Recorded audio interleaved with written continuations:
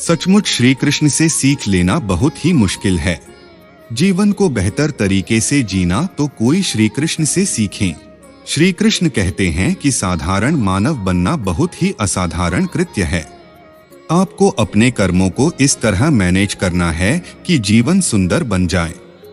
भगवान श्री कृष्ण ने कई लोगों से काम करवाया, लेकिन मैनेजर या बॉस बनकर नहीं। भगवान श्री कृष्ण की बात हर कोई मानता था, क्योंकि वे किसी के बॉस नहीं थे और ना ही वे तानाशाह थे। वे जब द्वारिका में राजा थे तो उन्होंने कभी राजा जैसा व्यवहार नहीं किया। वे तो लोगों के मित्र, सलाहकार और सहयोगी थे। उन्होंने कभी भी अपनी शक्ति का दुरुपयोग नहीं किया। टीम वर्क किया, तभी तो पांडव जीत गए। जीवन तो बहता पानी है। पल प्रतिपल ज्ञान बदल रहा है, लोग बदल रहे हैं, उनकी सोच भी। श्री कृष्ण कहते हैं कि आप जो भी कर रहे हैं उसे लेकर आपका विजन व्यापक होना चाहिए।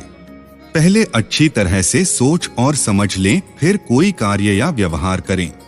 दूर तक देखने और सोचने की आदत डालें। व्यापक सोच का मतलब यह भी है कि क्रांतिकारी विचार रखते हुए किसी बंधी बंधाई लीक पर नहीं चले। परिस्थिति के अनुसार प्रयोग करें, रिस्क उठाएं, अपनी भूमिका बदलें और सारथी तक भी बनने के लिए तैयार रहें। श्री कृष्ण कहते हैं कि कर्म करना हमारे हाथ में है, लेकिन उसका क्या परिणाम होगा यह हमारे हाथ में नहीं है।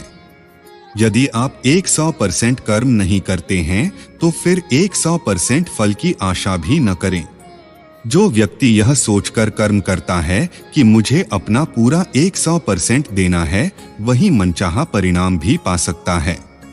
ऐसा कोई कर्म नहीं है जिसका फल नहीं मिलता हो। परिणाम की चिंता से कर्म नहीं करना अकर्मण्यता है, इसलिए निष्काम कर्म करो। अपनी ड्यूटी निभाने का सबसे अच्छा तरीका निष्काम कर्म ही है। जीवन में कितनी ही कठिनाइयां आए, लेकिन आप धर्म का साथ न छोड़े, क्योंकि हो सकता है कि अधर्म के साथ रहकर आप तात्कालिक लाभ प्राप्त कर सकते हो, लेकिन जीवन के किसी भी मोड़ पर आपको इसका भुगतान करना ही होगा। क्योंकि श्री कृष्ण गीता में कहते हैं, हे अर्जुन, तुझे देखने वाले आकाश में देवता भी है और राक्षस भी, लेकिन तू खुद को देख और समझ। खुद के समक्ष धर्मपरायण बन।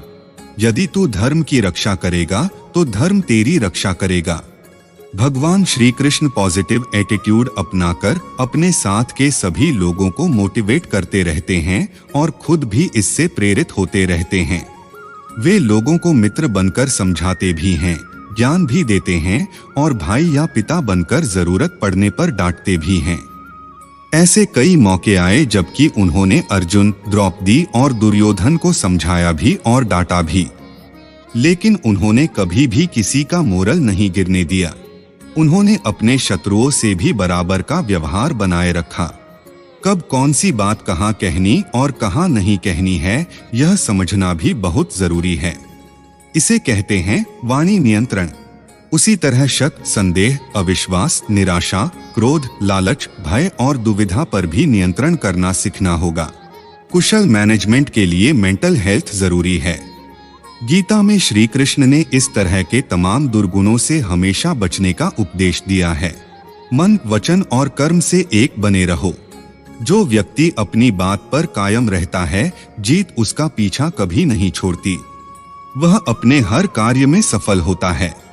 भगवान श्री कृष्ण हर तरह से शक्तिशाली थे, लेकिन उन्होंने कभी भी अपनी शक्ति का प्रदर्शन नहीं किया। वे अपने गुरु, माता पिता और बड़े भाई के साथ ही अपने से बड़े पुरुषों का आदर करते और उनका चरण स्पर्श करते थे।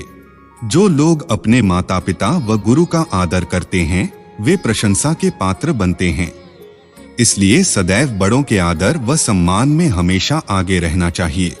संकट के समय ही यह सिद्ध करने का होता है कि आप योग्य हो, काबिल हो। संकट चाहे खुद पर आया हो, मित्र पर आया हो या आपके संस्थान पर, आपको उस समय ही डटक कर मुकाबला करना होगा। संकट के समय पलायन करने से धर्म का भी त्याग हो जाता है। अगर पांडवों के पास भगवान कृष्ण की मास्टर स्ट्रेटजी ना होती तो पांडवों का युद्ध में जीतना मुश्किल था। इसलिए कोई भी कार्य करने के पूर्व उसकी एक बृहत्तर योजना बनाना जरूरी है। योजनाओं को अपडेट करते रहना भी जरूरी है।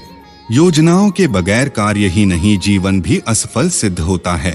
कहते हैं कि सीधे रास्ते से सब पाना आसान नहीं होता। ऐसे में धर्म यह कहता है कि यदि उद्देश्य सही है तो टेढ़ा रास्ता भी अपनाया जा सकता है, खास तौर पर जबकि आपके सामने अधर्म का पलड़ा भारी हो। ऐसे में कूटनीति का रास्ता अपनाएं।